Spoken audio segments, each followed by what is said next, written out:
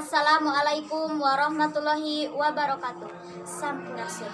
Pamirsa, wilujeng patepang deui sareng simkuring Rita Nur Samsi dina acara Warta SIC. Naekna volume sampah di lingkungan sakola.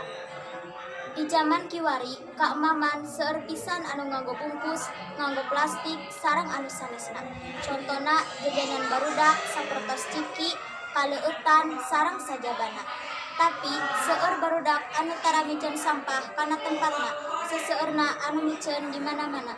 Sekolah Informatika Ciamis, Sabtu 18 Januari 2020 di Jalan Bojonghuni, tos dipadatan ku sampah.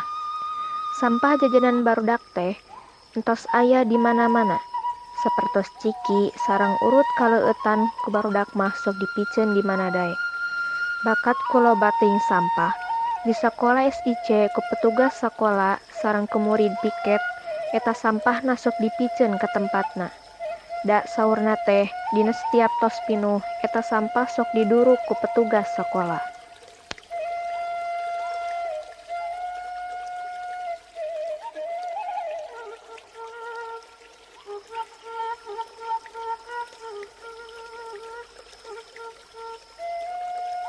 Rasakeun dina dampak naekna volume sampah di lingkungan sekolah. Lingkungan jadi teu bersih, bau busuk, jadi sareng penyakit. Janten, kumaha cara supaya lingkungan ieu bebas tina sampah? Kuduna urang teh ngalakukeun perilaku anu bersih sareng sehat. Ku kituna urang teh kudu miceun sampah kana tempatna sareng ngayakeun wadah runtah sing rajin nu bersih. Hatur nuhun mung sakieu warta anu tiasa didugikeun. Wassalamualaikum warahmatullahi wabarakatuh.